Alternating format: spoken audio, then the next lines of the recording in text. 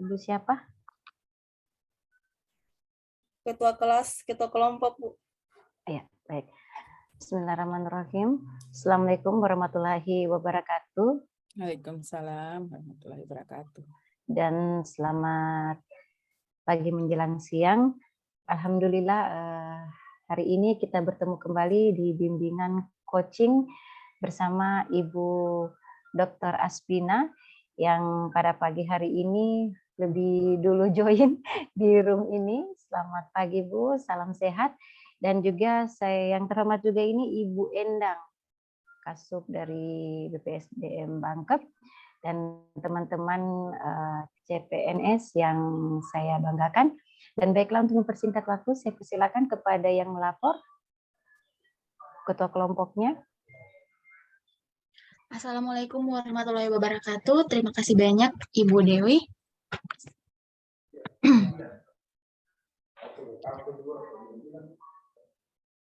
Peserta Latsar 106, kelompok 3. Seluruhnya siap gerak.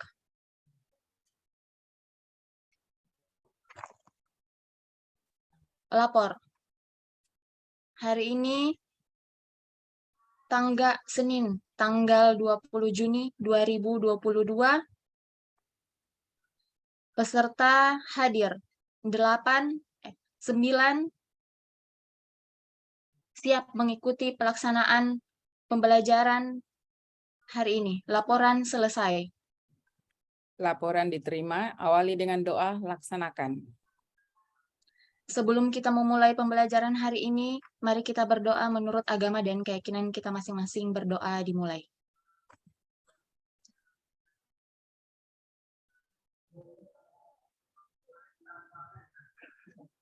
Berdoa selesai. Ya, baik. Terima kasih teman-teman semua. Assalamualaikum warahmatullahi wabarakatuh. Waalaikumsalam warahmatullahi wabarakatuh. Alhamdulillah ketemu lagi ya. Kita semua ya, 9 orang Sri Kandinya Bangkep. Jadi kita ketemunya terakhir kemarin, tanggal 14 ya. Kita ketemu terakhir tanggal 18. Hari ini 20. Besok kita ketemu lagi ya, insya Allah ya. Ya, Bu. Iya, Bu. Aduh, besok kita ketemu lagi. Jam berapa itu ya? Ini saya susah kepala kuliah ini, jadwal ini. Soalnya 21, jam 1 ya. Kita masuk Jam 1, Bu. Jam 1 sampai 2:30. Oke, fighting gitu ya, kepala mulai sakit. Iya, jadi teman-teman semua, ini berarti hari bimbingan pertama. Ya, kemarin coaching agenda. Betul gitu ya? Iya, Bu.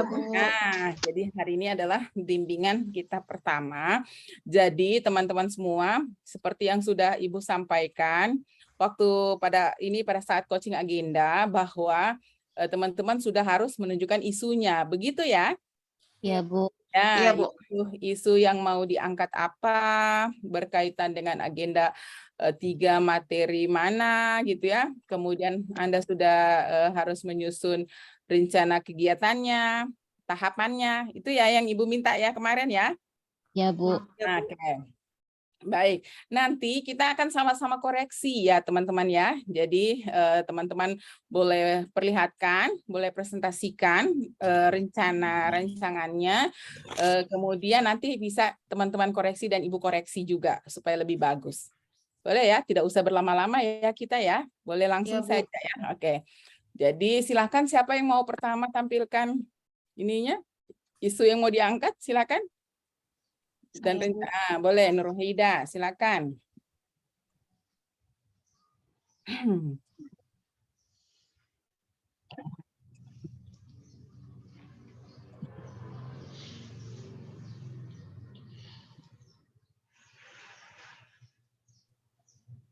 Mohon izin, Ibu sudah kelihatan? Ya, sudah. Sudah.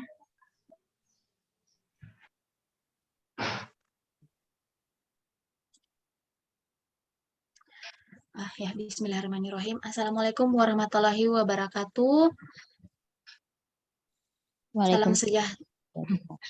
Salam sejahtera bagi kita semua dan selamat pagi saya ucapkan kepada Ibu Aspina selaku pembimbing dan pengampuh materi kita selama ini dan teman-teman sekalian.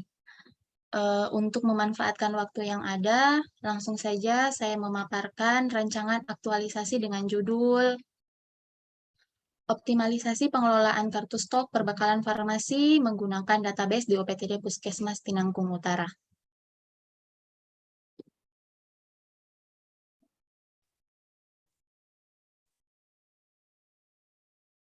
Jadi teman-teman sekalian, selama ini kita sudah mengikuti pelatihan dasar CPNS. Saya jelaskan sedikit apa sih pelatihan dasar CPNS itu. Jadi pelatihan dasar CPNS adalah pendidikan dan pelatihan dalam masa prajabatan yang dilakukan secara terintegrasi untuk membangun integritas moral, kejujuran, semangat, dan motivasi nasionalisme dan kebangsaan, karakter kepribadian yang unggul dan bertanggung jawab, dan memperkuat profesionalisme serta kompetensi bidang. Saya ingin menjelaskan sedikit tentang Puskesmas berdasarkan Permenkes nomor 43 tahun 2019 tentang Pusat Kesehatan Masyarakat. Puskesmas merupakan fasilitas pelayanan kesehatan yang menyelenggarakan upaya kesehatan masyarakat dan upaya kesehatan perseorangan tingkat pertama dengan lebih mengutamakan upaya promotif dan preventif untuk mencapai derajat kesehatan masyarakat yang setinggi-tingginya di wilayah kerjanya. Adapun Peraturan Menteri Kesehatan Nomor 74 Tahun 2016 tentang standar pelayanan kefarmasian di Puskesmas. Pelayanan kefarmasian terbagi dalam dua hal kegiatan, yaitu yang pertama, pengelolaan sediaan farmasi dan bahan medis habis pakai, atau biasa dengan kita kenal sebagai Alkes. Yang kedua, melakukan pelayanan farmasi klinik. Jadi teman-teman, saya menjelaskan sedikit apa sih pengelolaan sediaan farmasi dan PMHP itu. Jadi untuk kita sebagai apoteker, kita bekerja sesuai tupoksi.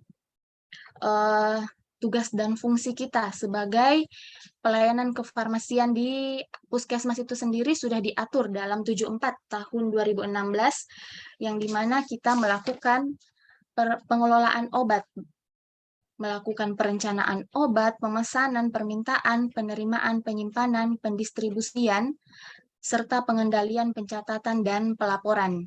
Untuk pelayanan farmasi klinik sendiri, kita memberikan informasi obat, konseling, pemantauan terapi obat.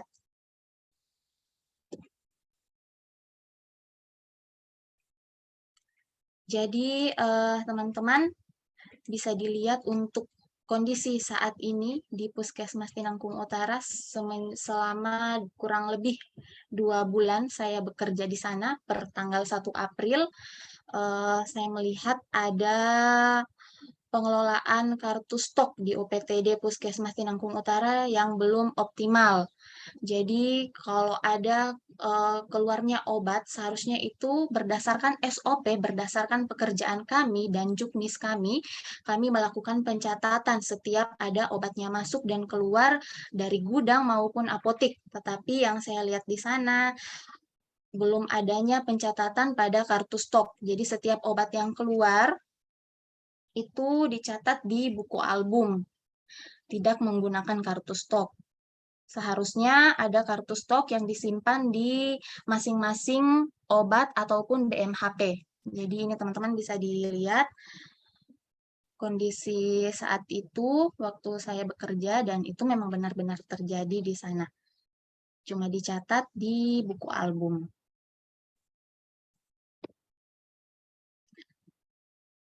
Apa sih kondisi yang diharapkan sebagai apoteker penanggung jawab? Saya berharap dengan terkelolanya pencatatan obat yang digunakan dengan baik agar dapat mendukung pergerakan, penyimpanan, dan pelacakan obat, sehingga mempermudah petugas dalam memastikan ketersediaan dan penyaluran.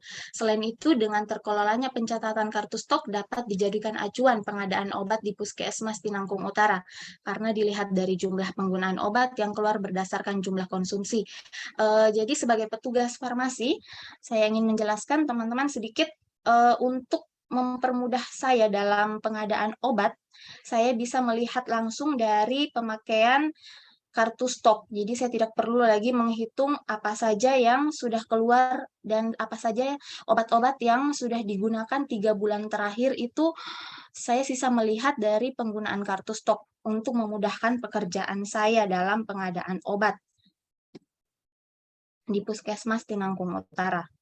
Adapun dampak isu jika pengelolaan obat di Puskesmas belum optimal, karena mengingat sangat pentingnya untuk mencatat setiap obat yang masuk dan keluar yang dipakai di Puskesmas harus sesuai prosedur yang tepat, dan kalau misalnya belum optimal akan terjadinya masalah tumpang tindih anggaran dan pemakaian yang tidak tepat guna.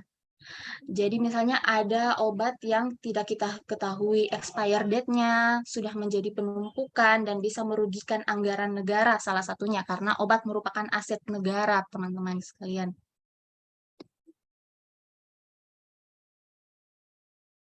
Berikut tugas dan fungsi kami sebagai apoteker penanggung jawab diatur dalam Permen Pan RB nomor 13 tahun 2021 tentang jabatan fungsional apoteker.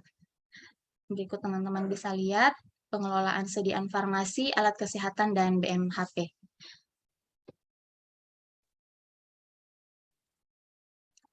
Adapun manfaat aktualisasi yang bisa didapatkan. Yang pertama untuk OPD. Organisasi perangkat daerah, tercapainya visi dan misi dari Puskesmas Tinangkum Utara itu tersendiri untuk pemerintah daerah, terwujudnya masyarakat yang sehat, dan untuk masyarakat meningkatkan kualitas kesejahteraan masyarakat. Bagi peserta, saya sendiri menerapkan nilai-nilai dasar dalam berakhlak.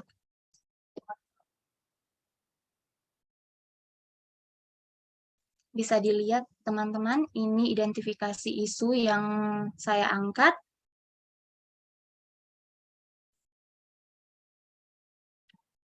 Jadi kurang optimalnya pengelolaan kartu stok perbekalan farmasi di Puskesmas Tinangkum Utara mendapatkan ranking pertama.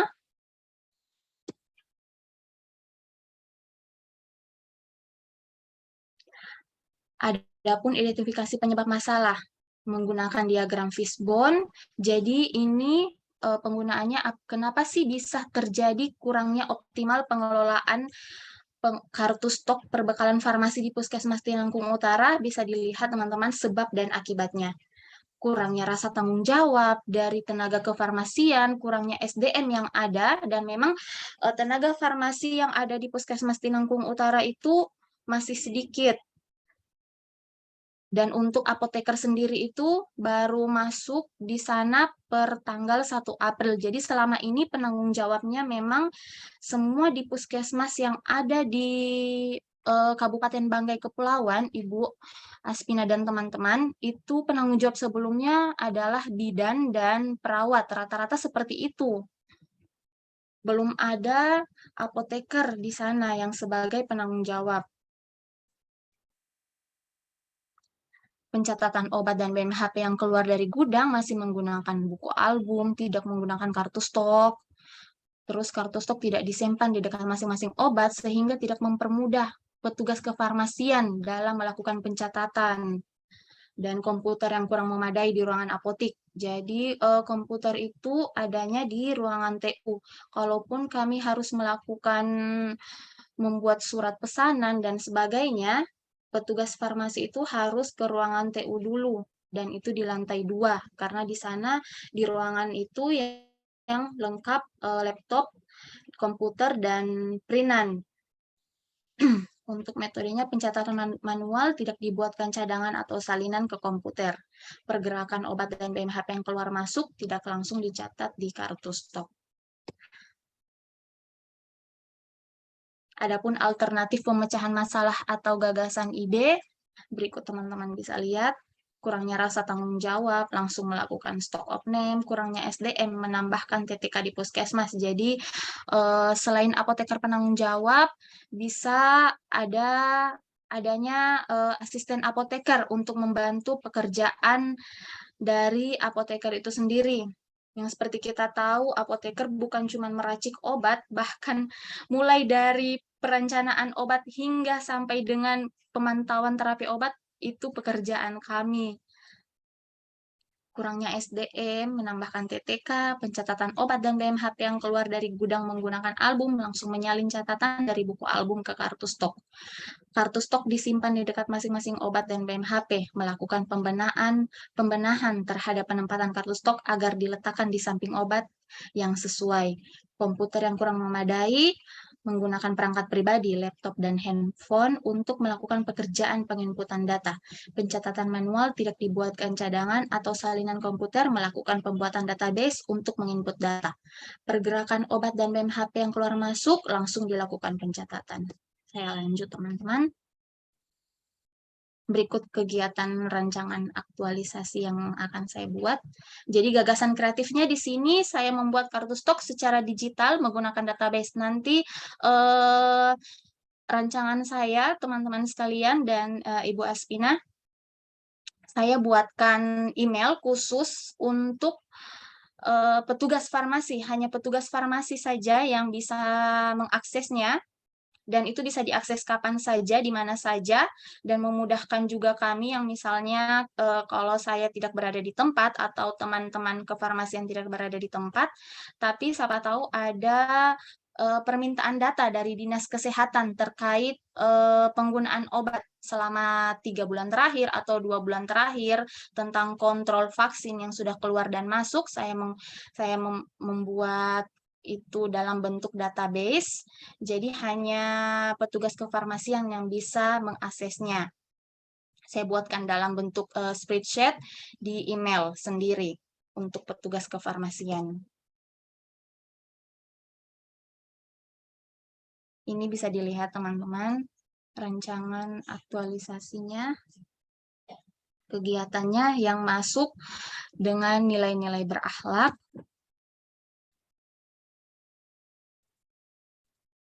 Saya agak percepat sedikit biar teman-teman kebagian untuk presentasi hari ini, biar semuanya bisa dikoreksi. Ini jadwal tentatif aktualisasi saya, teman-teman bisa lihat.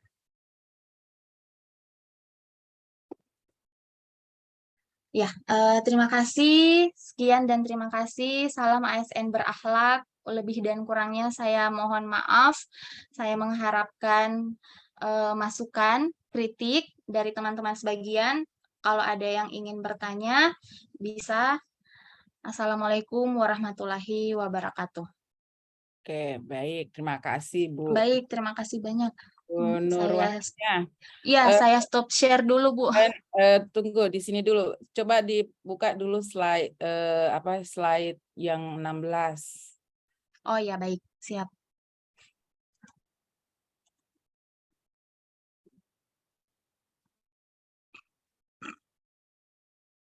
Izin Ibu, sudah kelihatan? Terlalu kecil ya. Coba judul tabelnya dulu deh di atas. Judul tabel rancangan aja dulu. Judul tabel rancangan. Bukan yang ini ya, Bu. Ya, ya. Nah, nanti di sini Bu Nur Wahida, untuk isunya kayaknya bukan pengelolaan kartu stok aja deh, karena Ibu mau menata obatnya kayak gitu ya. Jadi isu yang diangkat optimal, bukan isu sih, belum gagasannya nanti optimalisasi gitu ya. Jadi belum optimalnya, jadi isu yang diangkat belum atau kurang atau belum ya, belum optimalnya pengelolaan perbekalan farmasi. Ya, di UPT Puskesmas Nangkung Utara itu isunya. Jadi jangan pengelolaan kartu stok, karena kita bukan cuma urus kartu stok ceritanya kan selama sebulan itu.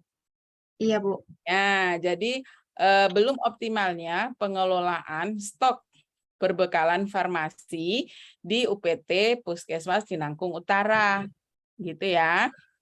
Kemudian nanti gagasannya baru optimalisasi perbekalan farmasi ya, dengan menggunakan layanan digital gitu ya. Layanan digital menggunakan database apa gitu ya. Nanti itu judulnya, gagasan kreatifnya. Nah, nanti kegiatan pertama itu bukan konseling sih, Jadi langsung saja kegiatan pertama itu adalah konsultasi, ya. Jadi langsung konsultasi mentor. Kita enggak konseling kan, jadi kita konsultasi. Jadi kegiatan pertama konsultasi mentor. Nah, berikut kegiatan kedua. Coba langsung kegiatan kedua.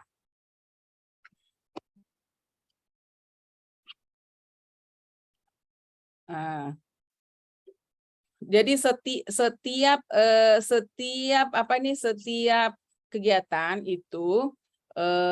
kegiatan itu tahapannya 3. Terus di dalam tabel itu kita tidak ada namanya rancangan aktualisasi. Jadi semua kata-kata rancangan aktualisasi atau laporan aktualisasi itu tidak ada masuk di dalam tahapan kegiatan. Ya, karena kegiatan yang kita susun ini adalah kegiatan penyelesaian isu, bukan rancangan aktualisasi. Jadi di dalam kegiatan, jadi istilahnya kegiatan itu adalah kegiatan pengelolaan optimalisasi perbekalan farmasi. Jadi tidak ada kata-kata rancangan aktualisasi ya di dalam tabel ya. Jadi terkait judul rancangan, bukan. Orang judul sudah jadi kok. Yang dibahas di dalam di tabel itu adalah kegiatannya kita untuk penyelesaian isu kita tentang layanan farmasi. Nah, itulah kegiatan. Jadi kita punya tahapan itu adalah misalnya konsultasi mentor. Tahapannya itu ya itu konsultasi mengenai rencana kegiatan, apa semua kegiatan yang mau dilakukan ya. Jadi tidak ada lagi kata-kata rancangan aktualisasi di dalam tabel. Oke ya, teman-teman semua ya. Jadi kita itu konsultasi bukan tentang rancangan aktualisasi, tapi kegiatan yang mau kita laksanakan, kegiatan penyelesaian isu, ya. Jadi ada kata-kata rancangan aktualisasi di dalam tabel, dihapus semuanya ya teman-teman, diganti dengan rencana kegiatan, ya. Jadi konsultasi terkait rencana kegiatan. Ya, kegiatan itu yang dimaksud itu ya kayak melakukan perbaikan, penataan, ya kayak gitu-gitu ya. Jadi yang kita konsultasikan itu bagaimana membuat kartu stok, ya kayak gitu-gitu ya. Jadi bukan berkaitan dengan rancangan, tapi berkaitan dengan kegiatan-kegiatan yang mau dilaksanakan secara teknis. Nah, jadi ini ya, jadi sudah amanlah kegiatan kedua, kegiatan ketiga ya, sampai kegiatan evaluasinya ada, Bu Nur Wahida.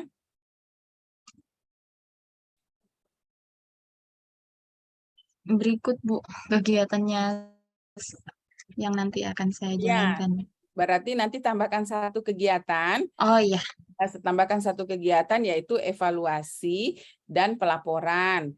Nah, nanti isi kegiatan di evaluasi itu nanti Bu Nur Wahida sudah bikinkan evaluasinya misalnya berapa kartu stok obat yang dibuat, berapa yang sudah ditata gitu ya, berapa sudah data obat yang masuk di database-nya, mungkin pakai link ya, pakai link. Jadi pakai link. Jadi pakai link saja, diisi linknya, kemudian itu nanti masuk di kegiatan evaluasi. Jadi kita mengumpulkan bahwa dalam 1 bulan apa yang sudah kita kerjakan, kemudian kita laporkan kepada pimpinan atau atasan kita, gitu ya. Tambahkan kegiatan evaluasi dan laporan. Nah, kemudian koreksi berlaku untuk semuanya.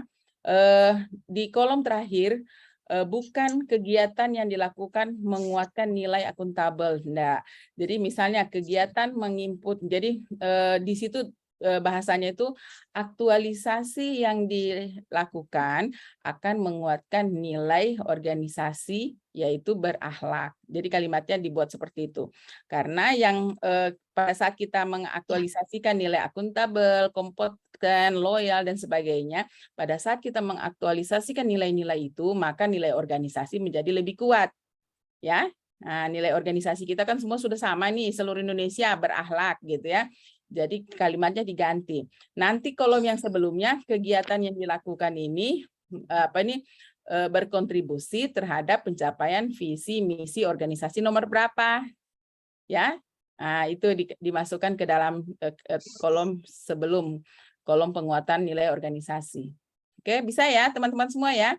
Jadi aktualisasi yang dilakukan akan menguatkan nilai organisasi yaitu berakhlak. Jadi istilahnya Anda aktualisasikan nilai akuntabel, kompeten, loyal, kolaboratif itu akan memperkuat nilai berakhlak. Bisa ya, nanti dikoreksi ya, Nur Faidah ya, diperbaiki lagi. Bisa, Bu. Oke. Iya, siap, Bu. Baik, terima kasih. Silakan stop sharing. Baik, terima kasih banyak. Izin Bu mau bertanya. Jadi untuk terkait judul ada perubahan sesuai dengan arahan Ibu. Dan bagaimana untuk isinya di dalam? Apakah oke saja, Bu? Untuk Isinya semua yang tadi sesuai ya, dengan yang nggak ada masalah. Nanti apa ini? iya, siap. Nanti apa ini dikoreksi lagi nanti sama mentornya, mungkin ada tambahan lagi kegiatan ya. Jadi dia Iya, bukan siap. optimalisasi kartu stoknya, karena bukan cuma kartu stok yang mau kita perbaiki kan. Jadi Iya, belum optimalnya layanan apa tadi gitu ya. Jadi jangan langsung kartu stok, karena bukan cuma kartu stok yang mau diurus 1 bulan gitu ya. Oke. Iya. Iya Bu, memang sebelum menulis kartu stok saya pasti mau bongkar dulu untuk pembersihan apotik dengan gudang, periksa obat satu-satu, dijadikan satu-satu, penyimpanan juga masih diperbaiki. Makanya dia Itu lebih begitu, Bu. bagus langsung optimalisasi pengelolaan layanan apa gitu ya. Jadi mulai dari bongkar ininya, perbaiki segala macam. Jadi dia mau kita optimalkan layanan di stok stok apa ya? Stok farmasinya ya. Stok Seperti opname, iya, ya, kartu stok stok. Oke ya. Nanti diperbaiki Baik, kata-katanya. Bu. Iya, siap. Terima kasih banyak, Ibu. Baik, selanjutnya siapa yang mau presentasi? Nanti kalau yang tidak selesai hari ini bisa kita lanjut besok ya, yang belum sempat tampil. Silakan. Siapa lagi yang mau dikoreksi? Sinta Dewi, silakan.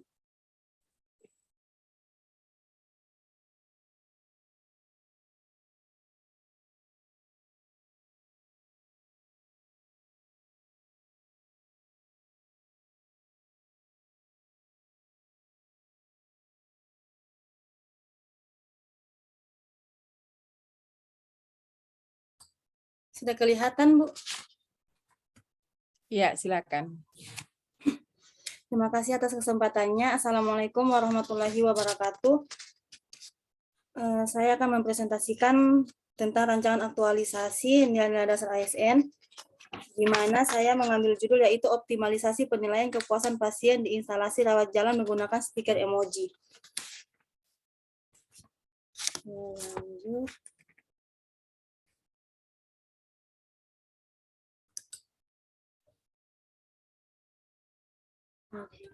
Ibu mohon maaf, laptopnya agak lalot.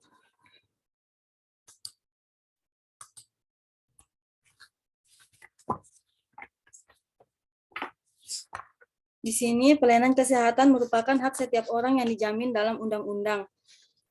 Rumah sakit adalah institusi pelayanan kesehatan yang menyelenggarakan layanan kesehatan perorangan secara holistik dan paripurna, mulai dari pelayanan gawat darurat, rawat jalan, dan rawat inap.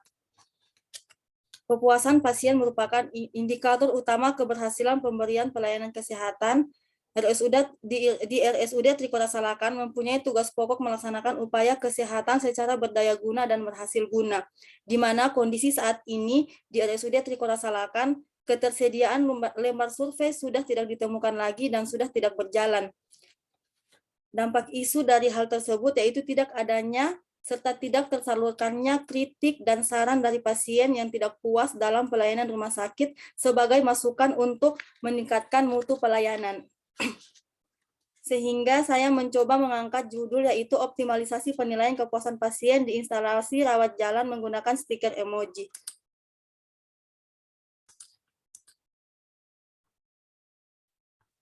Selanjutnya saya langsung saja.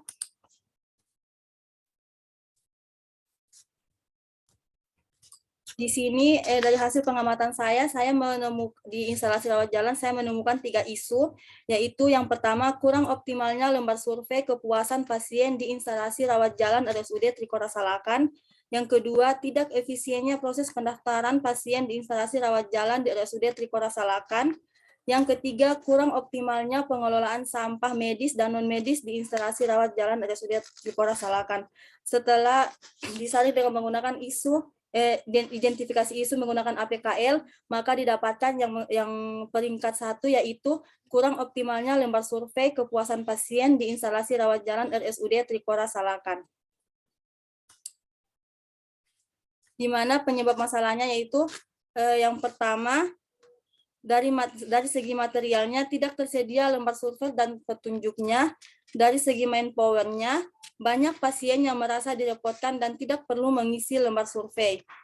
Dari measurement-nya yaitu sistem reporting terkait jumlah dan isi lembar survei yang belum konsisten.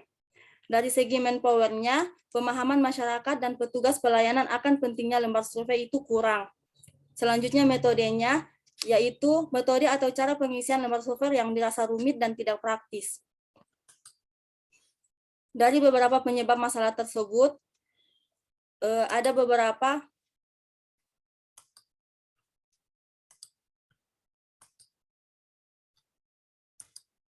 Mohon maaf, Ibu.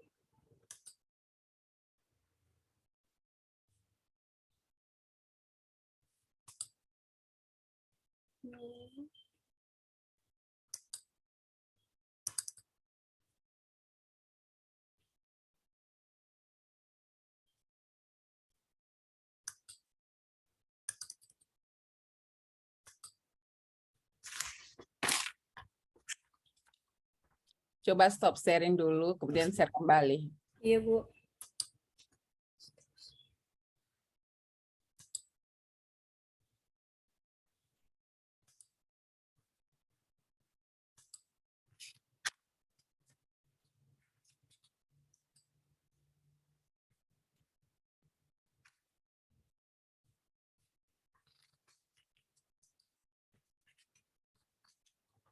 Dari beberapa masalah tersebut, ada alternatif pemecahan masalah atau gagasan idenya, di mana yang pertama, tidak tersedianya lembar survei dan petunjuknya. Pemecahan masalahnya yaitu menyediakan lembar survei dan perangkatnya berupa kotak saran, alat tulis, dan lain-lain di lokasi yang strategis.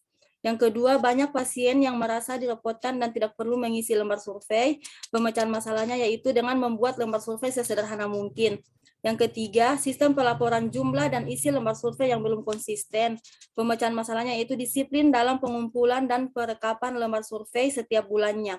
Yang keempat, pemahaman masyarakat dan petugas pelayanan akan pentingnya lembar survei masih kurang. Pemecahan masalahnya yaitu memasang poster atau banner di sekitar ruangan terkait pentingnya mengisi lembar survei dengan bahasa yang mudah dimengerti. Yang kelima, metode pengisian lembar survei yang dirasa rumit dan tidak praktis. Pemecahan masalahnya yaitu dengan membuat lembar survei yang lebih menarik dan mudah digunakan, misalnya dengan menggunakan stiker emoji. Untuk selanjutnya, rencana kegiatan aktualisasi yang saya buat. Yang pertama itu melakukan persiapan. Kegiatannya melakukan persiapan, di mana tahap kegiatannya yaitu menyiapkan bahan konsultasi, melakukan pertemuan dengan pimpinan, dan membahas rencana kegiatan. Yang ketiga, memohon persetujuan kepada pimpinan atau teman kantor. Di mana dari kegiatan tersebut, output yang diharapkan yaitu yang pertama, tersedianya materi yang akan dikonsultasikan. Untuk yang kedua, melakukan pertemuan dengan pimpinan. Output yang diharapkan yaitu terjadinya diskusi terkait dengan rencana kegiatan yang akan dilaksanakan dengan hasilnya catatan hasil pertemuan dokumentasinya. Yang selanjutnya, memohon persetujuan kepada pimpinan atau teman kantor, terwujudnya persetujuan dari pimpinan hasil pernyataan dukungan dokumentasi. Keterkaitan substansi mata pelatihan, yang pertama yaitu menyiapkan bahan konsultasi. Keterkaitannya dengan substansi mata pelatihan yaitu keterkaitan nilai dasar berorientasi pelayanan, berkomitmen. Ibu mohon maaf, saya jelaskan semuanya, Bu. Tidak perlu. Coba turun ke bawah aja dulu. Jadi langsung saya koreksi saja ya, Bu Sinta Bu. Dewi ya. Jadi melakukan persiapan itu ganti konsultasi mentor kegiatannya ya, konsultasi mentor. Kemudian di sini menyiapkan alat dan bahan pembuatan stiker. Jadi di sini langsung saja kegiatannya adalah pembuatan stiker, ya, pembuatan stiker langsung. Nah, kegiatan ketiga, coba langsung ke kegiatan ketiga. Kegiatan ketiga pembuatan kuesioner, ya, kepuasan masyarakat, ya. Iya, Bu. Nah, jadi pembuatan kuesioner SKM berarti, ya. Pembuatan kuesioner SKM, survei kepuasan masyarakat, kan? Iya, Bu. Jadi pembuatan kuesioner SKM, survei kepuasan masyarakat. Nah, diganti, ya, judul kegiatannya. Kemudian konsultasi dengan pimpinan tidak perlu lagi dimasukkan di sini karena sudah ada kegiatan konsultasi pada pimpinan, walaupun nanti pada saat pembuatan kuesioner itu akan melakukan konsultasi. Jadi pembuatan kuesioner SKM-nya, survei kepuasan masyarakat itu membuat listnya, kayak mencetak nanti membuat list pertanyaan, mendesain, ya, menjadi mendesainnya, nanti terakhirnya kegiatannya adalah mencetak, ya, mencetak kuesionernya. Nah, seperti itu. Nah, kegiatan keempat langsung dikoreksi aja, ya. Kegiatan keempat sosialisasi. Jadi langsung saja kegiatan sosialisasi, ya, sosialisasi pengisian stiker lain sendiri, lembar surveinya lain sendiri, ya. Iya, Bu, nanti kan itu nanti dibuat stiker. Terus stikernya itu disimpan di kotak saran, Bu. Nanti akan disiapkan kertas, tapi kertasnya itu yang berwarna. Oke. Jadi sosialisasi saja, ya. Iya, Bu. Jadi langsung saja di sini sosialisasi pelaksanaan survei itu aja langsung nanti jadi sosialisasi pelaksanaan SKM itu, survei kepuasan masyarakat. Nanti teman-teman, nanti Bu Sinta menjelaskan. Jadi kegiatan konsultasi enggak usah lagi, langsung jadi menyiapkan bahan sosialisasi. Bahan sosialisasinya itu kan ada stiker, ada kuesioner, kayak gitu-gitu, ya. Ya, Nah, itu yang disosialisasikan. Jadi kegiatan tahapan konsultasi hilang aja. Dan menyiapkan bahan, ya, bahan sosialisasi, ya, berupa stiker dan kuesioner. Kemudian menjelaskan tata cara pengisiannya, kan, ya, bagaimana caranya mau menggunakan stiker dan lembar-lembar kuesioner itu, ya. Kemudian nanti terakhirnya kita laksanakan laksanakan sosialisasi, ya. Iya. Seperti itu. Oke. Nanti tahapan kegiatan berikut apa? Kelima, Bu. Jangan langsung melakukan monitoring dan evaluasi, tapi tambahkan dulu, kan habis disosialisasikan. Jadi nanti kan Bu Sinta mau jelaskan cara penggunaan stikernya, bagaimana cara mengisi kuesionernya, ya kan? Iya, Bu. Kuesionernya, survei. Kemudian baru setelah kita sosialisasi berarti ada kegiatan penerapan, ya, penerapan survei kepuasan masyarakat.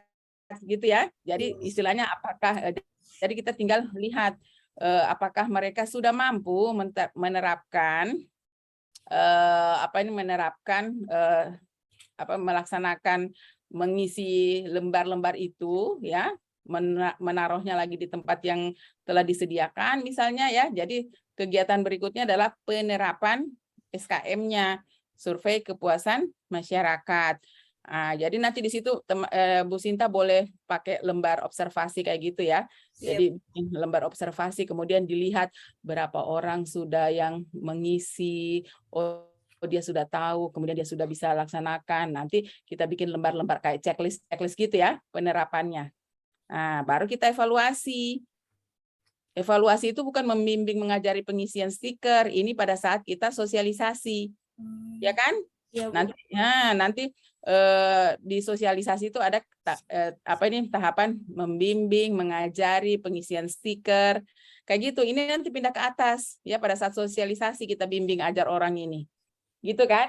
Iya. Tapi yang untuk kegiatan terakhir itu evaluasi dan pelaporan, dan yang kita evaluasi itu ya kita kumpullah bahan evaluasi kita, ya, berapa orang yang sudah kita sudah kita berikan sosialisasi, berapa orang sudah yang mampu mengisi, mengumpulkan gitu ya, dan bagaimana Anda analisis hasil SKM-nya ya. Dari hasil penerapan itu ya, pelayanan kita bagaimana di rumah sakit itu, puskesmas apakah sudah memuaskankah ya hasilnya ya. Iya, Bu. Nah, seperti itu. Kemudian melakukan pelaporan. Itu ya yang diperbaiki oleh Bu Sinta. Terus judulnya juga kita rubah sedikit. Coba judulnya di atas. Judulnya kita rubah sedikit. Seperti Bu Nur Wahidah tadi. Jadi nanti isunya mana isunya?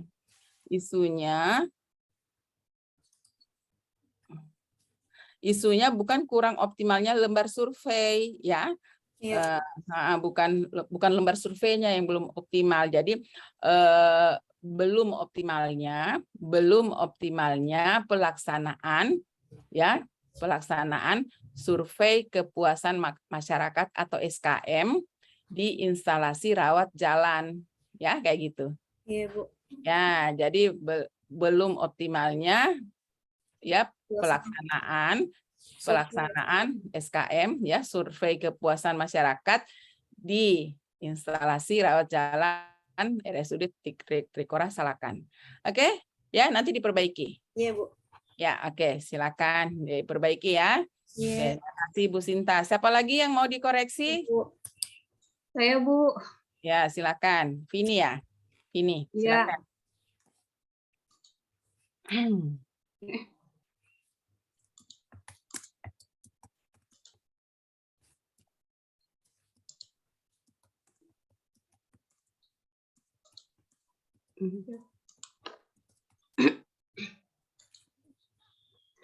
Assalamualaikum warahmatullahi wabarakatuh.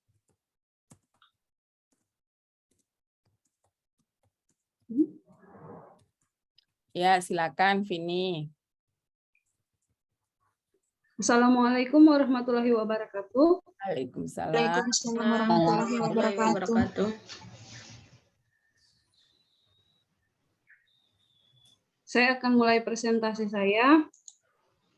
Yang pertama dari visi Kabupaten Banggai Kepulauan, yaitu terwujudnya masyarakat Kabupaten Banggai Kepulauan yang maju, mandiri, bermartabat, berkeadilan, dan sejahtera.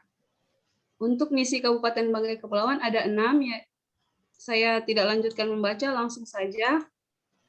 Gambaran umum inspektorat, ada nilai-nilai organisasi, tugas inspektorat, dan sebagainya. Untuk analisis isu, saya menggunakan teknik APKL. Di sini ada isu yang pertama, yaitu belum optimalnya penyelesaian penyusunan laporan hasil pemeriksaan atau LHP. Yang kedua, belum optimalnya pengadministrasian angka kredit bagi auditor. Yang ketiga, masih kurangnya formulir kendali mutu pada setiap penugasan. Berdasarkan tabel di atas, isu aktual yang akan menjadi prioritas adalah belum optimalnya penyelesaian penyusunan laporan hasil pemeriksaan.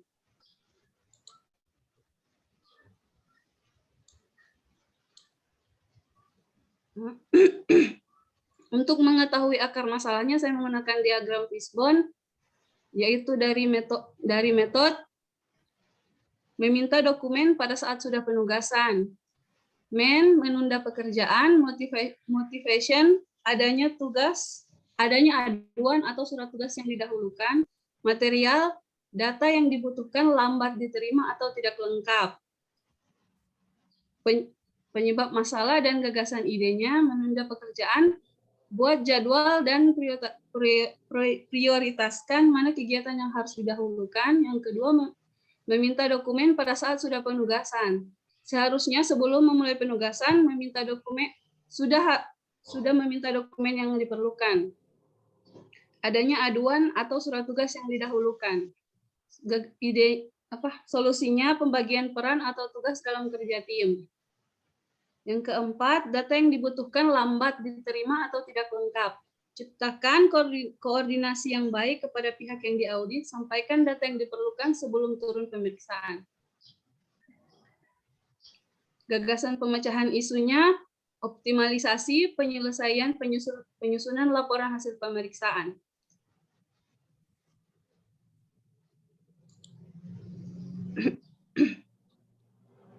Untuk rencana kegiatan aktualisasi, yang pertama saya akan berkonsultasi kepada mentor terkait kegiatan yang akan dilakukan. Di sini ada menyiapkan, loh kenapa jadi semua ini? Maaf Bu, di sini. Tidak apa-apa, nanti diperbaiki. Iya Bu. Yang pertama menyiapkan bahan konsultasi, yang kedua melakukan konsultasi dengan mentor terkait rencana kegiatan serta meminta saran. Yang ketiga meminta persetujuan pelaksanaan kegiatan. Kegiatan yang kedua, observasi dan identifikasi masalah yang menghambat penyelesaian LHP. Yang pertama, wawancara dengan tim penyusun LHP terkait masalah yang terjadi. Selanjutnya, mengidentifikasi masalah yang menghambat. Yang ketiga, membuat format dan menginput hasil identifikasi.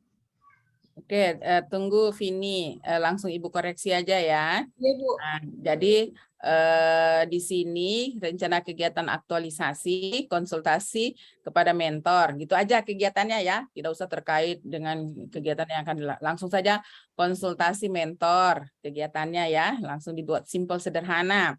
Kemudian kegiatan kedua itu bukan observasi identifikasi masalah yang penghambat penyelesaian LHP. Jadi kegiatannya karena di sini outputnya adalah format ya, membuat format dan menginput hasil identifikasi ya, tersedia format dan hasil identifikasi. Jadi ini berarti format istilahnya atau langsung saja membuat format daftar isian ini ya untuk laporan hasil pemeriksaan atau gimana? Hanya membuat format dan menginput hasil identifikasi terkait masalah LHP ini lambat gitu? Atau langsung membuat format kebutuhan ya, kebutuhan laporan, kebutuhan penyusunan LHP. Gitu ya. Jadi istilahnya gini, Bu Vini kalau membuat LHP, apa semua yang dibutuhkan gitu ya. Jadi begitu ya Vini ya. Jadi misalnya apa semua yang dibutuhkan. Oh ada ini, ada ini, ada ini. Jadi Bu Vini boleh taruh di situ kegiatannya adalah pembuatan format kebutuhan ya penyusunan LHP. Bisa? Gitu ya Bu Vini ya. Kedengaran Bisa, Bu. Kedengaran enggak Jaringan suara? saya agak kurang bagus. Suaranya putus-putus, Bu. Teman-teman yang lain bisa dengar suara Ibu? Bisa. Bisa, Ibu. Oke, baik. Suara Ibu agak putus-putus. Jadi nanti di sini kegiatan keduanya Ibu Vini langsung saja pembuatan format ya. Pembuatan format ya. Format penyusunan LHP. Pembuatan format kebutuhan penyusunan LHP. Gitu ya? Gitu. Nanti tahapannya enggak apa-apa seperti ini. Ya, enggak apa-apa. Jadi wawancara tim penyusun terkait masalah yang terjadi. Jadi langsung saja mengidentifikasi masalah penghambat. Kemudian nanti ada format kebutuhan. Jadi istilahnya gini, apa saja yang menghambat itu kita buatkan formatnya, kebutuhannya. Gitu ya, ini. Kegiatan ketiga, coba kegiatan ketiga. Selanjutnya yang ketiga, membuat pembenahan atas masalah yang menghambat, konsultasi dengan mentor, menyampaikan hasil identifikasi dan melakukan diskusi mengenai pembenahan masalah yang akan dilakukan. Yang ketiga, menindaklanjuti hasil diskusi untuk menyelesaikan masalah. Yang keempat, evaluasi kegiatan aktualisasi. Membuat laporan evaluasi kegiatan, menyampaikan laporan tersebut kepada mentor, menerima saran dan masukan mentor tentang seluruh kegiatan aktualisasi. Oke. Kegiatan saya Ibu hanya 4 ini. Jadi gini, Bu Vini, nanti diperbaiki ya Vini ya. Jadi Ya, kan Bu. ceritanya Bu Vini, coba dicoba Bu Vini ke isu. Kita perbaiki dulu deh. Kita perbaiki dulu ya ke isu. Ke atas. Kita perbaiki dulu deh punya Bu Vini ini. Nah, isunya belum optimalnya penyelesaian penyusunan laporan hasil pemeriksaan, gitu ya. Nah, Ya, Ibu. jadi ini belum jadi istilahnya belum tepat waktu ya, lama, lambat, begitu ya, Vini ya. Nah, jadi Iya yang Bu, sebenarnya mau pakai tepat waktu, penyelesaian secara tepat waktu, tapi teman di kantor mengusulkan judulnya dibikin begini saja dulu, nanti konsultasi baru tanya ke bimbing. Ya, jadi nanti isunya belum optimalnya penyelesaian penyusunan laporan hasil pemeriksaan LHP, ya kan? Nah, sekarang bagaimana caranya supaya cepat? Nah, caranya berarti optimalisasi penyelesaian penyusunan laporan hasil pemeriksaan LHP dengan cara apa? Bagaimana caranya, Vini? Mungkin bisa Dex, Vini. Kita lakukan Dex namanya. Jadi dengan upaya kolaboratif ya. Jadi bisa saja optimalisasi penyelesaian penyusunan LHP melalui upaya kolaboratif ya. Jadi upaya kolaboratif. Jadi kolaborasinya dengan siapa? Ya dengan OPD. OPD yang kita mau audit kan? Minta datanya, minta ininya, minta itunya. Gitu ya. Gitu ya, Vini? Ya. Jadi kita bisa dengan cara upaya kolaboratif ya. Jadi optimalisasi penyelesaian LHP melalui upaya kolaboratif OPD terkait ya, OPD yang dilakukan audit. Nah, jadi Vini lakukan konsultasi. Buat format kebutuhan ya, buat format kebutuhan penyusunan laporan. Kemudian Bu Vini lakukan Dex, ya Dex namanya. Jadi Dex itu sudah dengan OPD, ya istilahnya upaya kolaboratifnya itu lakukan Dex dengan OPD. Kemudian Bu Vini kasihkan lembar kebutuhan penyusunan laporan itu loh. Apa semua yang Ibu Vini minta, ya kan? Kemudian habis itu kegiatan berikutnya penyusunan LHP. Nah, jadi dari kegiatan itu berapa LHP yang diselesaikan dalam 1 bulan. Kemudian evaluasi dan pelaporan. Gitu ya, Vini ya. Jadi nanti diperbaiki kegiatan-kegiatannya. Iya, Bu. Oke, boleh stop sharing.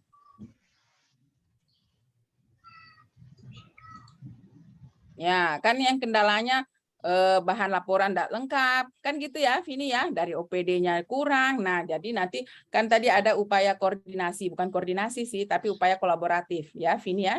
Jadi ada upaya kolaboratif dengan OPD yang mau diperiksa, atau sudah ada hasil pemeriksaannya, tapi sudah ada sih bahan penyusunannya, cuma belum lengkap. Kan gitu. Nah, kita minta lagi, kemudian kita susun LHP-nya. Ada kegiatan penyusunan LHP sebelum kita evaluasi. Bisa ya? Diperbaiki lagi ya, diperbaiki dulu deh. Ya, silakan. Siapa berikut? Silakan. Eva, silakan. Silakan Eva. Ya, Bu.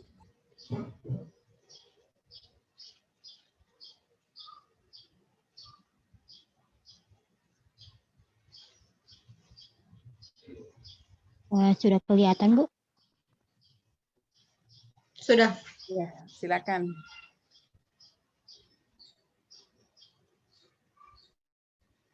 Assalamualaikum warahmatullahi wabarakatuh. Saya akan mempresentasikan isu kegiatan saya, yaitu dengan judul pengendalian sediaan farmasi yang mendekati kadaluarsa di Puskesmas Saleat. Adapun latar belakang, saya singkat saja. Yang pertama yaitu sediaan farmasi adalah obat, bahan obat, obat tradisional, dan kosmetik. Sedangkan ke tanggal kadaluarsa yaitu Tanggal kadaluarsa sediaan farmasi dapat diartikan sebagai tanggal yang ditempatkan pada kemasan produk sediaan farmasi, di mana sediaan farmasi akan disimpan selama masa kadaluarsa belum berakhir dan masih layak digunakan. Apabila sediaan farmasi melewati batas kadaluarsa dapat membahayakan karena berkurangnya stabilitas obat tersebut dan dapat mengakibatkan efek toksin atau racun. Di Puskesmas Saliati saat ini belum menerapkan penyimpanan sediaan farmasi sesuai dengan ketentuan, di mana sediaan farmasi yang disimpan belum menerapkan sistem FIFO, yaitu first expire, first out, dan belum adanya penandaan khusus untuk sediaan farmasi yang mendekati masa kadaluarsa oleh petugas kefarmasian, sehingga menyebabkan sediaan farmasi yang mendekati masa kadaluarsa tetap tersimpan dan tidak terdistribusikan, maka perlu dilakukan pengendalian sediaan farmasi yang mendekati masa kadaluarsa.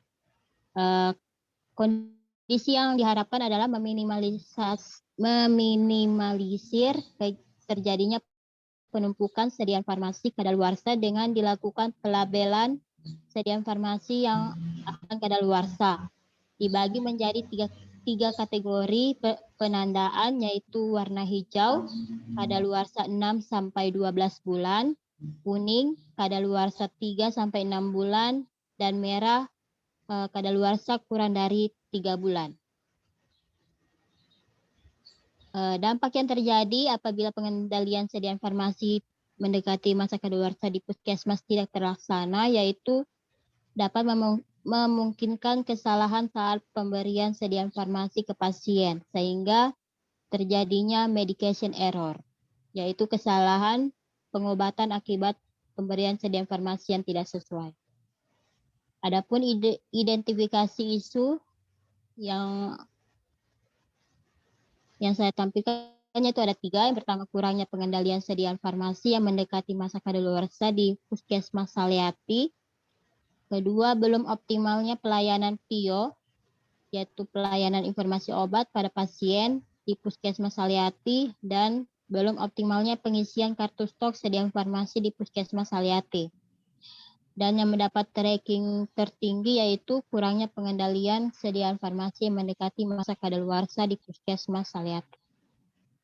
Adapun diagram fishbone, yaitu surrounding, pengendalian belum sesuai SOP, sistem belum ada pelabelan, skill, kurangnya ketelitian, dan supplier jumlah sumber daya manusia yang terbatas. Alternatif pemecahan yaitu yang pertama, pengendalian sediaan farmasi yang mendekati masa kadaluarsa belum sesuai SOP. Pemecahannya yaitu membuat SOP pengendalian sediaan farmasi yang mendekati masa kadaluarsa. Yang kedua, belum adanya pelabelan pada sediaan farmasi. Pemecahannya yaitu melakukan pelabelan pada sediaan farmasi yang mendekati masa kadaluarsa. Yang ketiga, kurangnya ketelitian petugas kefarmasian pada sediaan farmasi yang Ibu. Nanti di sini diperbaiki membuat SOP. Berarti SOP-nya belum ada ya. Ya, Ibu. Jadi nanti penyebab masalahnya itu belum tersedianya SOP, pengendalian sediaan farmasi. Nanti pemecahan masalahnya adalah membuat SOP. Nanti diperbaiki yang ini ya. Oke. Ya, Ibu. Yang ketiga, kurangnya ketelitian petugas kefarmasian, yaitu melakukan sosialisasi SOP kepada petugas kefarmasian. Yang keempat, jumlah sumber daya manusia yang terbatas, pemecahannya yaitu melakukan pembagian tugas kepada petugas kefarmasian. Adapun rencana kegiatan aktualisasi, yang pertama menyiapkan rancangan tahapan kegiatan pengendalian sediaan farmasi yang mendekati masa kadaluarsa. Tahapannya, pertama bertemu dan membuat janji konsultasi dengan atasan. Yang kedua, menyiapkan rancangan tahapan kegiatan. Yang ketiga, melakukan konsultasi langsung dan mencatat saran atau masukan dari atasan. Bu Eka, berarti kegiatan 1 ganti ya, langsung saja kegiatannya konsultasi mentor di sini ya. Oh iya, Bu. Ya, diganti langsung konsultasi mentor. Oke. Kegiatan kedua. Yang kedua, membuat SOP pengendalian sediaan farmasi yang mendekati masa kadaluarsa. Tahapannya yaitu membuat dan mencetak SOP. Oke, tunggu sebentar. Ya, Ibu. Jadi ya teman-teman semua, tahapan kegiatan minimal 3. Ya, Bu Eka dan teman-teman Baik. semua, tahapan kegiatan minimal 3. Jadi misalnya, jadi kegiatannya itu adalah pembuatan SOP. Kegiatan pembuatan SOP, ya, pembuatan SOP. Kemudian tahapannya tentu mengumpulkan bahan penyusunan SOP, ya. Kemudian membuat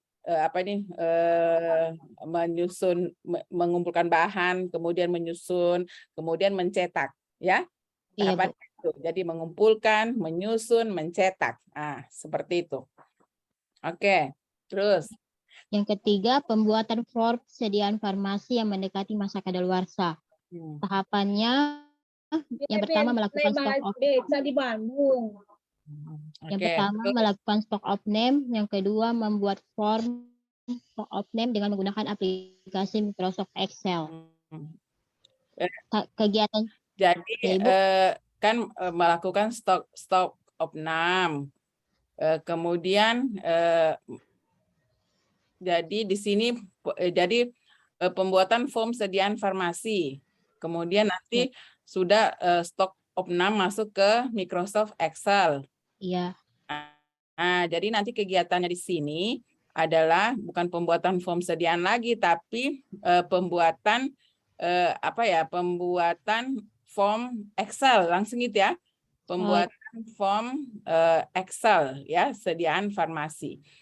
Gitu. Jadi nanti langkahnya membuat formnya dulu, melakukan opname, kemudian memasukkan hasil ya, hasil stok opname-nya ke Microsoft Excel. Gitu ya. Iya, Bu. Iya, Bu. Ya, nanti disusun kasih bagus lah kegiatannya ini. Oke, Ya, Ibu. terus. Yang keempat, membuat dan menempel label penandaan sediaan farmasi yang mendekati masa kadaluarsa. Kegiatan pertama, menyiapkan alat dan bahan yang akan digunakan. Yang kedua, membuat desain label penandaan melalui sistem traffic light warna merah, kuning, dan hijau. Yang ketiga, menempel label penandaan pada rak sediaan farmasi. Kegiatan kelima yaitu melakukan sosialisasi SOP tentang pengendalian sediaan farmasi yang mendekati masa kadaluarsa. Tahapan kegiatannya yaitu konsultasi dan membuat janji untuk melakukan sosialisasi dengan staf farmasi. Yang kedua, melakukan sosialisasi. Kemudian kegiatan keenam atau terakhir yaitu pelaksanaan evaluasi. Tahapan kegiatannya yaitu pengukuran hasil finalisasi.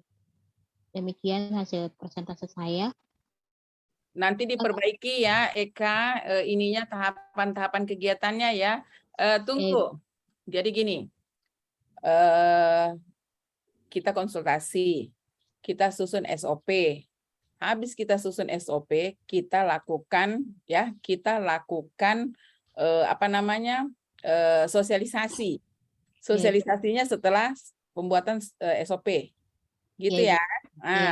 Setelah selesai kita lakukan SOP, setelah kita sosialisasi SOP, ada kegiatan penerapan SOP.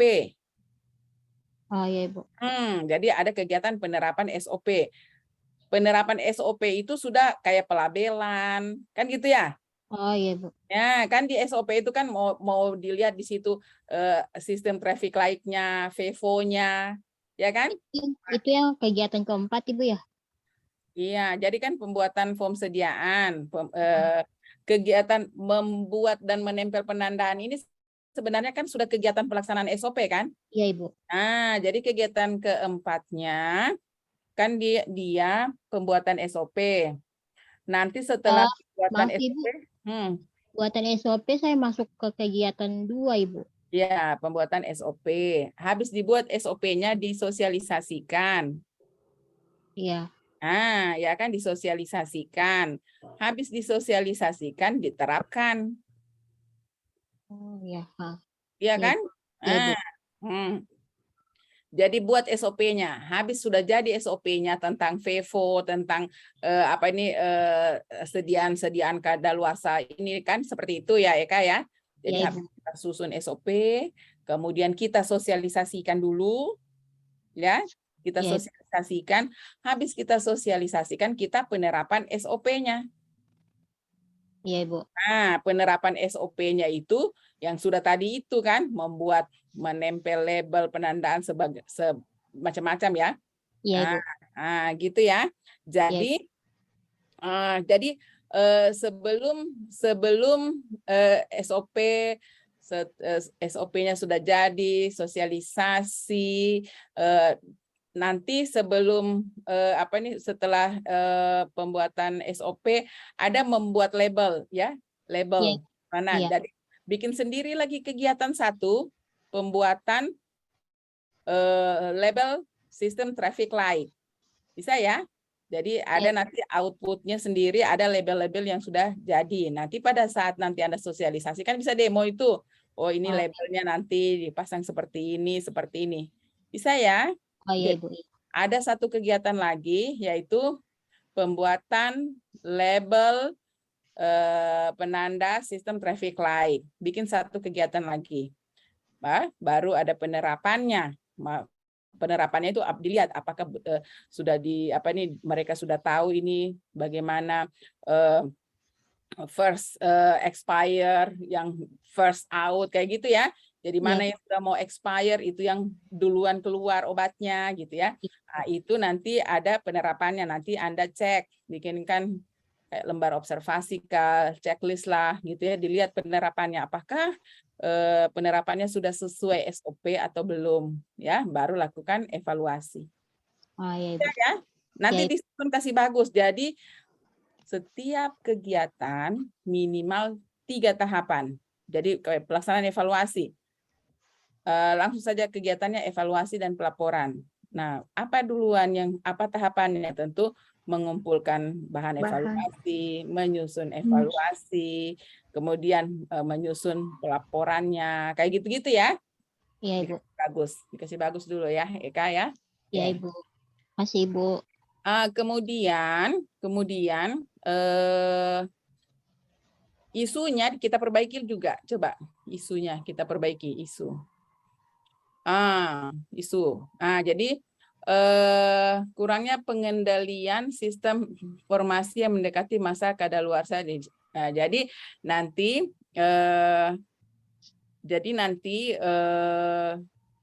gagasannya ya, pengendalian sediaan farmasi ya, pengendalian sediaan farmasi melalui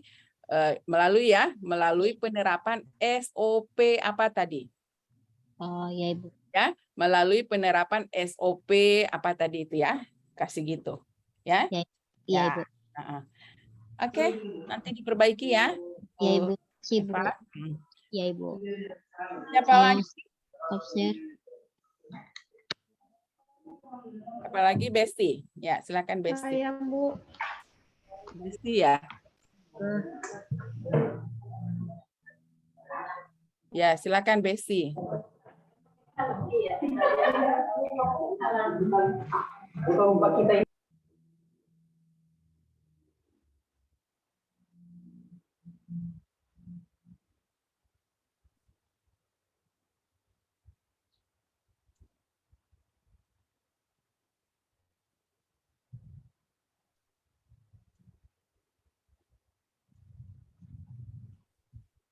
Sudah muncul?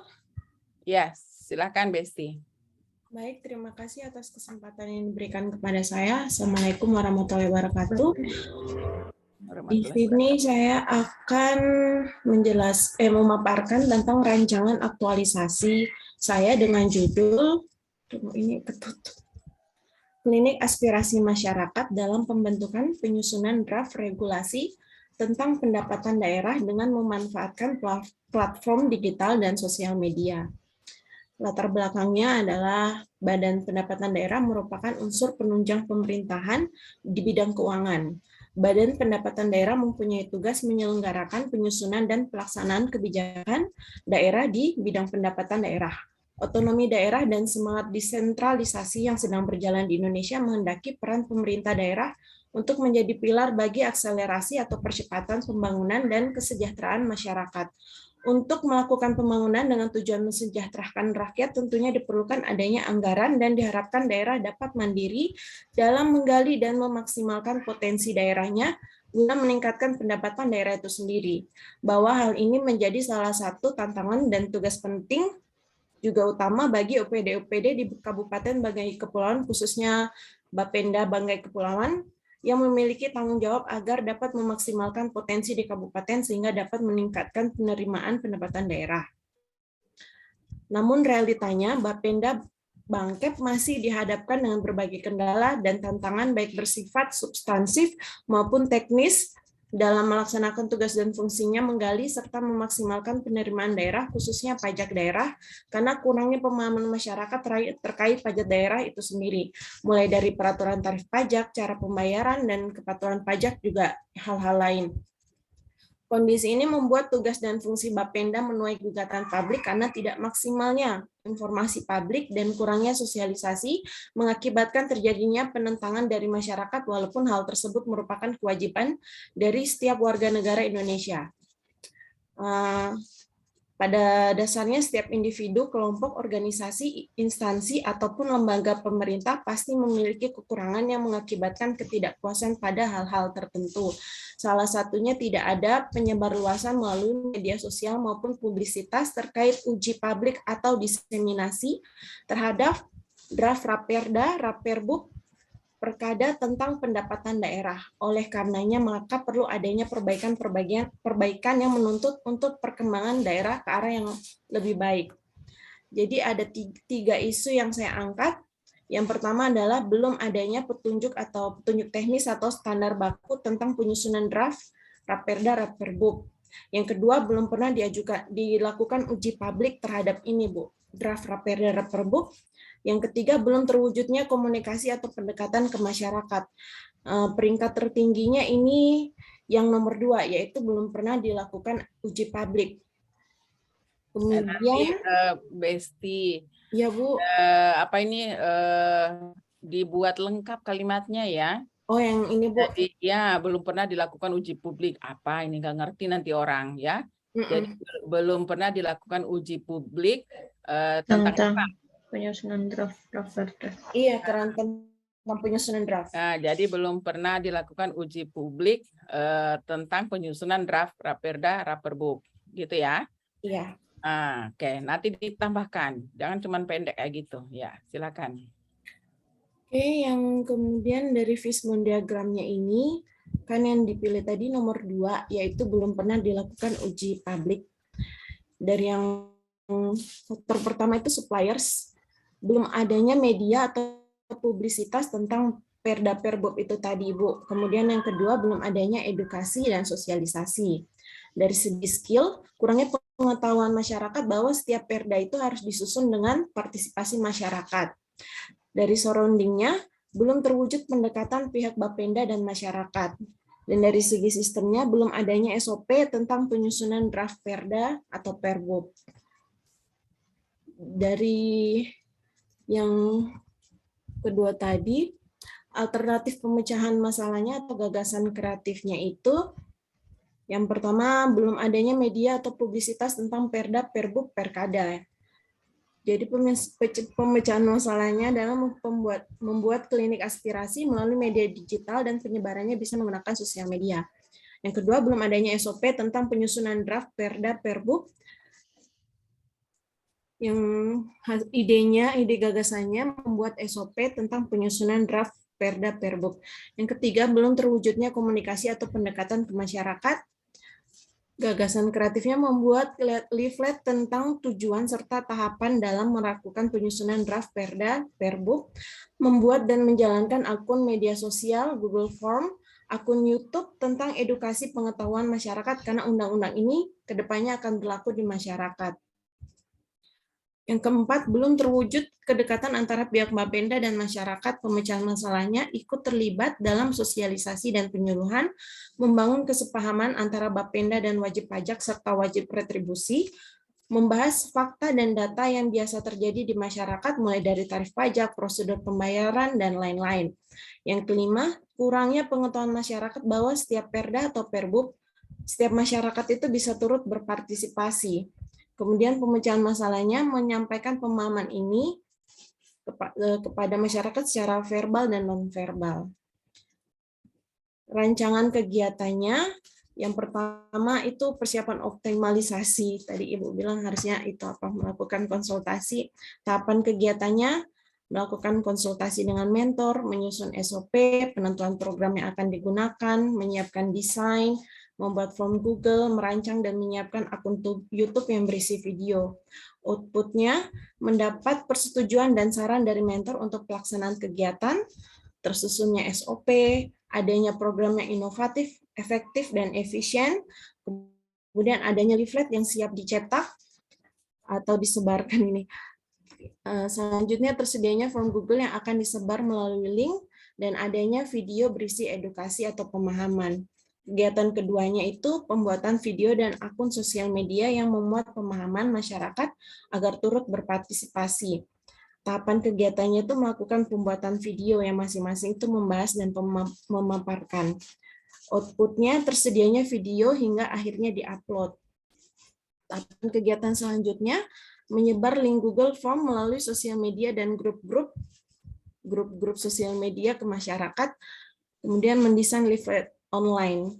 Outputnya masyarakat turut berpartisipasi dalam penyebaran link dan mengisi form yang berbentuk opsional, juga essay. Kemudian adanya leaflet. Kegiatan ketiga, sosialisasi dengan menggunakan media digital dan sosial media, sekaligus demonstrasi uji publik dengan mengumpulkan info dan pendapat masyarakat terkait tarif pajak, pembayaran pajak, retribusi, dan lain-lain.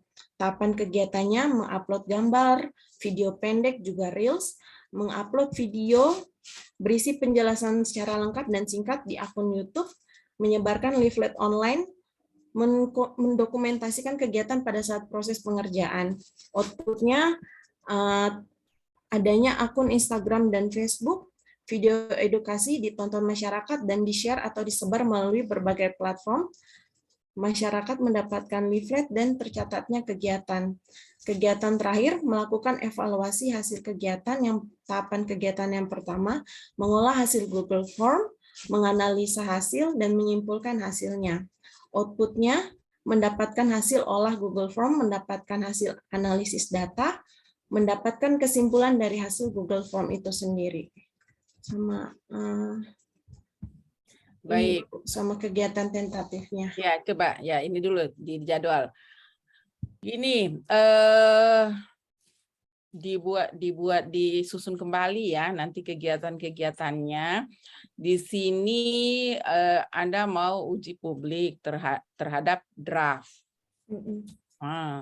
Tapi pada saat ini Anda meminta masukan mereka terhadap pajak dan lain-lain kayak gitu, retribusi dan lain-lain. Jadi agak rancu gitu ya menurut Ibu ya, Besti ya. Jadi Besti ini sebenarnya maunya apa gitu? Mengedukasi masyarakat tentang pajak, retribusi dan lain-lain, atau draft Perbu Perda?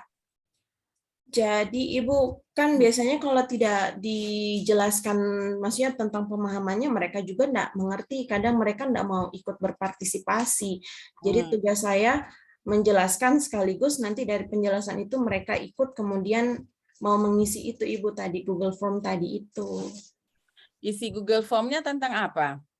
Itu Ibu, tentang pendapat masyarakat yang apakah keluhan mereka selama ini terhadap kayak tarif pajak itu kan sifatnya kayak fleksibel. Cuma selama ini Bapenda ikut dari pusat, SOP-nya itu belum ada. Jadi itu yang diminta karena dari Bapenda sendiri belum pernah menjalankan kegiatan itu selama ini. Nah, itu berkaitan dengan draft ya? Soalnya tadi iya berkaitan dengan draft. Jadi nanti output terakhirnya itu kan ada draft gitu ya? Iya kan? Iya kan? Kan gitu ya. Ada draft. Nah, itu tidak terlihat dari apa nih? Dari kegiatannya gitu. Jadi nanti dipisah-pisah saja nanti nih kegiatannya Besti. Jadi coba kegiatan pertama itu ya. Jadi mungkin kegiatan pertama konsultasi, kemudian membuat media, ya media tadi kan ada media informasi ya tentang draft itu yang ada leaflet, video segala macam. Kemudian Anda sosialisasi ya melalui platform digital. Kemudian Anda lakukan uji publik kan gitu. Kemudian setelah uji publik Anda susunlah draftnya gitu ya. Anda susunlah draftnya sesuai uji publiknya, kemudian Anda lakukan evaluasi. Kayak gitu. Nanti disusun kasih rapi lah. Iya, Ya. Bu. Karena nanti ini yang mau dikerjakan apa, output terakhirnya apa gitu. Ya, dari kegiatan ini. Output terakhirnya. Nah, di sini kan tadi belum belum adanya uji publik, ya kan? Uji publik itu kan tadi ya, jadi ada uji publik, jadi nanti outputnya ada uji publik, ada draft yang sudah hasil uji publik, ya kan? Itu ya, Besti ya. Iya. Ya nanti dikasih susun, kasih rapi lah ini kegiatannya. Oke, saya kira cukup ya. Nanti perhatikan baik-baik juga nanti untuk tahapan-tahapannya ya. Silakan siapa lagi? Irmawati, silakan.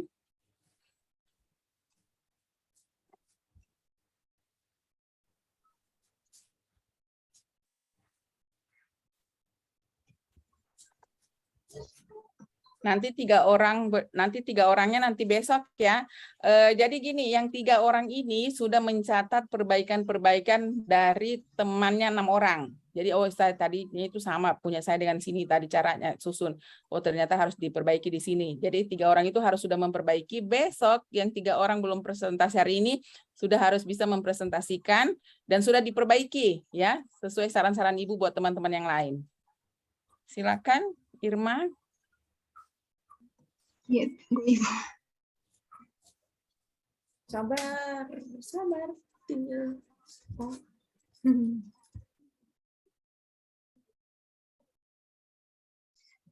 Bismillahirrahmanirrahim. Assalamualaikum warahmatullahi wabarakatuh.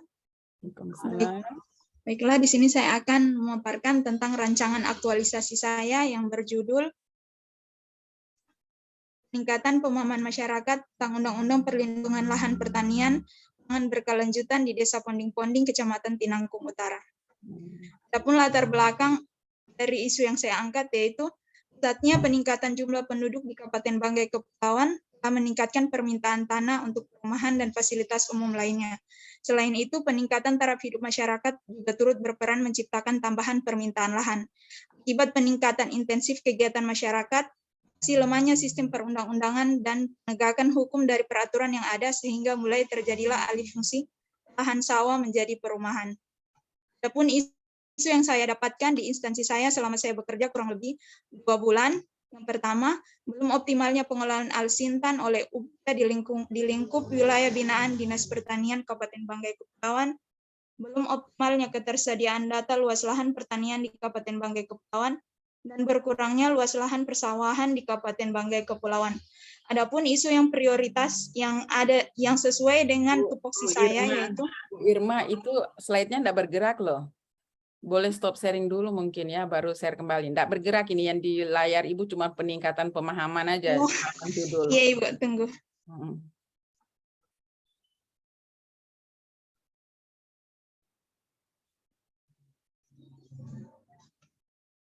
Ya, silakan. Sudah Ibu, identifikasi isu yang saya dapatkan yaitu yang pertama, belum optimalnya pengelolaan Alsintan oleh UPJA di lingkup wilayah binaan Dinas Pertanian Kabupaten Banggai Kepulauan. Yang kedua, belum optimalnya ketersediaan data luas lahan pertanian di Kabupaten Banggai Kepulauan.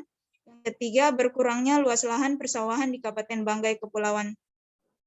Adapun isu yang prioritas yaitu berkurangnya luas lahan persawahan di Kabupaten Banggai Kepulauan.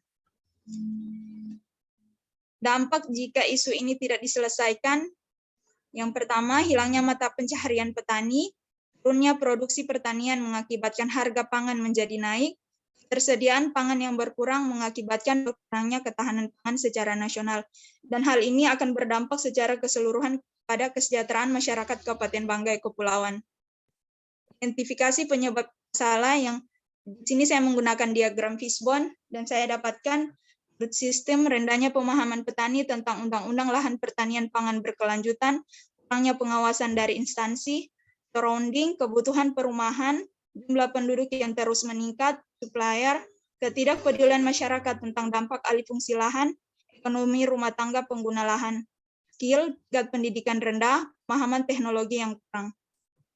Ide kreatif yang saya angkat yaitu peningkatan pemahaman masyarakat tentang Undang-Undang Perlindungan Lahan Pertanian Pangan Berkelanjutan di Desa Ponding-Ponding, Kecamatan Tinangkung Utara, Kabupaten Banggai, Kepulauan. Adapun tahapan kegiatan saya yang pertama, melakukan konsultasi pelaksanaan kegiatan kepada pimpinan atau mentor. Untuk kegiatannya yaitu menyiapkan bahan rancangan aktualisasi yang akan dikonsultasikan dengan pimpinan. Kedua, menyampaikan rencana kegiatan. Bu Irma, nanti kata menyiapkan rancangan diganti ya. Jadi menyiapkan bahan kegiatan. Jangan rancangan aktualisasi. Bukan lagi rancangan aktualisasi sih. Rancangan aktualisasi sudah jadi kan? Sudah dipresentasikan. Jadi menyiapkan bahan rencana kegiatan ya. Oke, terus. Kedua, menyampaikan rencana kegiatan kepada mentor dan meminta arahan. Ketiga, mencatat saran dan masukan dari pimpinan.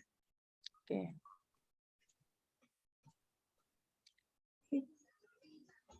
Kegiatan kedua itu nanti dirubah ya. Kegiatan kedua tadi. Coba ini kegiatan ketiga. Kegiatan kedua tadi apa? Membuat leaflet dan sebagainya. Berarti itu pembuatan media ya. Pembuatan Tidak, media. Ibu, kegiatan kedua, tunggu dulu. Kegiatan. Ya sudah, Ibu sudah membaca tadi. Kegiatan kedua tadi berarti ganti jadi kegiatan pembuatan media ya. Kegiatan pembuatan media. Jadi nanti membuat leaflet, banner, video itu nanti masuk di tahapan saja. Jadi nanti judul kegiatannya adalah pembuatan media. Ya, media. Oke, nanti kegiatan ketiga. Dan ketiga yang membuat materi sosialisasi. Nggak usah, ini nanti masuk di media saja materinya. Nanti kegiatan ketiga langsung sosialisasi aja. Oke, kegiatan keempat. Kegiatan keempat yang sapunya langsung melaksanakan kegiatan sosialisasi. Materinya dalam bentuk apa materinya? Materi itu leaflet, Ibu. Ya itu leaflet. makanya enggak usah. Jadi nanti materi sosialisasi ini enggak perlu dimasukkan. Jadi langsung saja tadi di kegiatan menyiapkan media sosialisasi, include materi ya. Nanti kegiatan ketiganya langsung sosialisasi. Oke, terus kegiatan keempatnya apa? Berarti cuma 4 ini, Ibu. Langsung evaluasi dan pelaporan. Nanti tambahkan apa yang disosialisasikan tadi. Undang-undang, Ibu. Undang-undang Perlindungan Lahan Pertanian. Jadi nanti disosialisasikan penerapannya. Jadi setelah itu Anda habis sosialisasi apa lagi? Kira-kira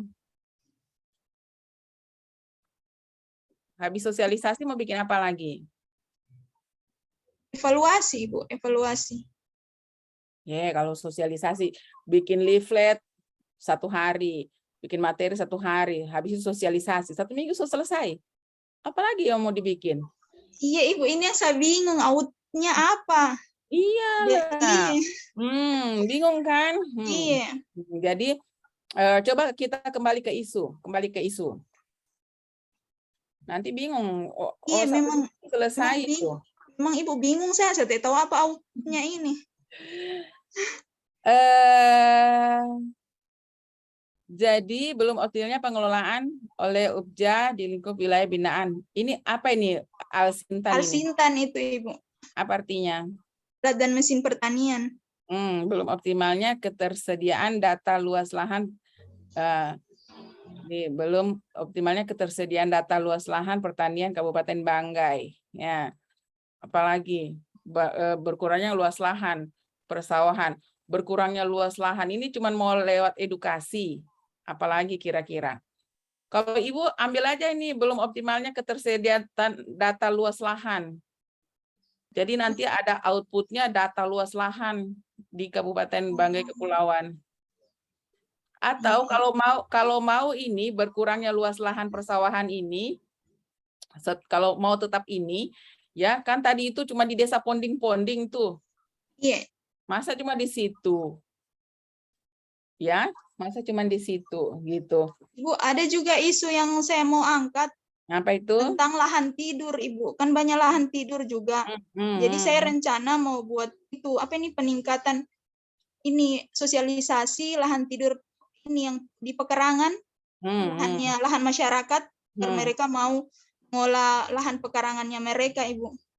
Boleh kalau mau ambil itu. Jadi ada sosialisasi, ada penerapan pemanfaatan lahan tidur. Jadi bukan cuma berhenti di sosialisasi kan? Kan kita siapkan leaflet, segala sosialisasi. Habis itu pemanfaatan lahan tidur. Ya, jadi melakukannya itu seperti apa? Mungkin bikin kelompok-kelompok kelompok apa namanya ya? Kelompok tani atau kelompok apa namanya? Jadi pembentukan kelompok-kelompok tani, jadi kemudian kita berdayakan mereka memanfaatkan lahan tidur. Nah, itu lebih bagus juga. Mending ambil itu. Jadi kegiatannya membuat bisa tambahkan membuat SOP, bagaimana cara memanfaatkan lahan tidur kayak gitu-gitu. Bisa ya? Ya. Daripada bikin materi 1 hari, leaflet 1 hari, habis sosialisasi. Iya, Ibu, saya juga bingung apa DPO ini. 3 hari selesai. Aduh, ini bukan masalahnya. Ya, boleh diperbaiki ya, Irma ya. Iya, Ibu. Terima kasih, Bu. Oke.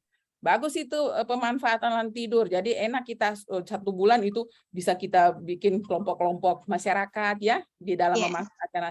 Nanti kita fokus di mana, kecamatan mana dulu yang kita jadikan pilot project. Jadi tentukan dulu saya mau fokus misalnya kecamatan ini.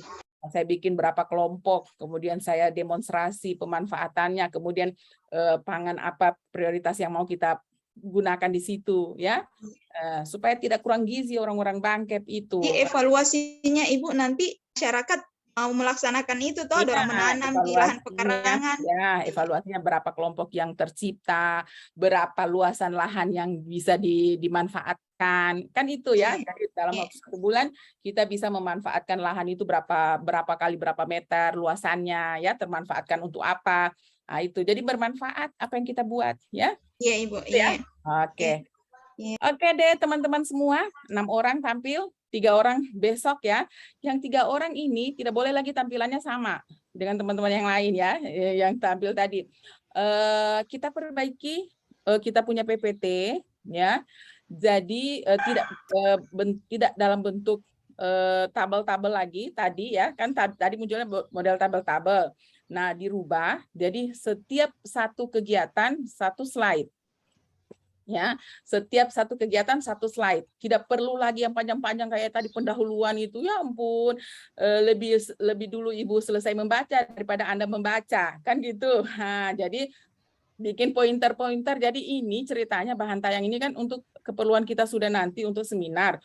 Jadi sekarang diperbaiki, tidak ada lagi model tabel-tabel.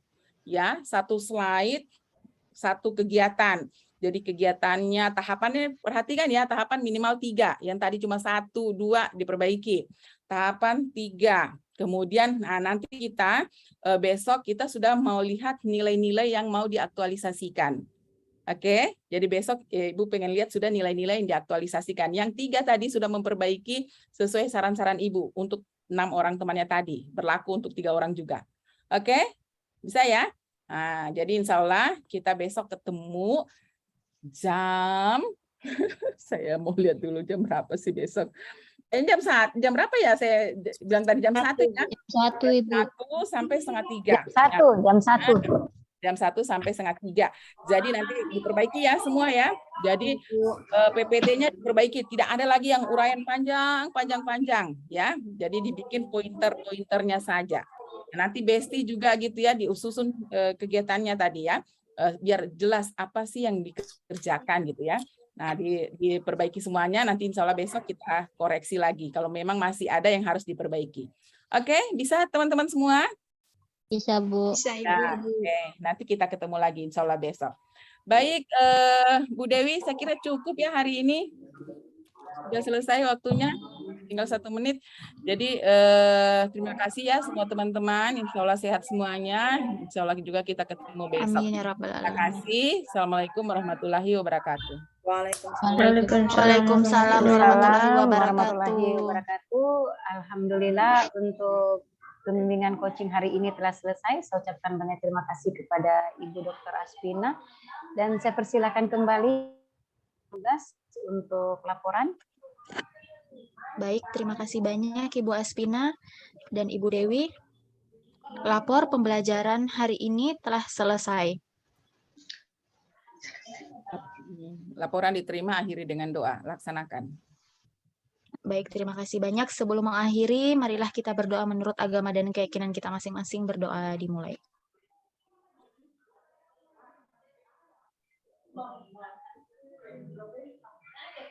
Berdoa selesai. Oke, semuanya. Dewi, saya izin ya. Room dulu. Iya, Bu. Terima kasih banyak Ibu Aspina. Sampai ketemu besok, Bu. Ya. Dan baiklah Bapak Ibu, saya persilakan juga untuk lift untuk melanjutkan penyusunan laporan rancangan aktualisasinya. Sampai ketemu lagi besok di jam 1. Iya. Terima kasih banyak Ibu Dewi. Assalamualaikum warahmatullahi wabarakatuh. Waalaikumsalam warahmatullahi Waalaikumsalam warahmatullahi wabarakatuh. wabarakatuh.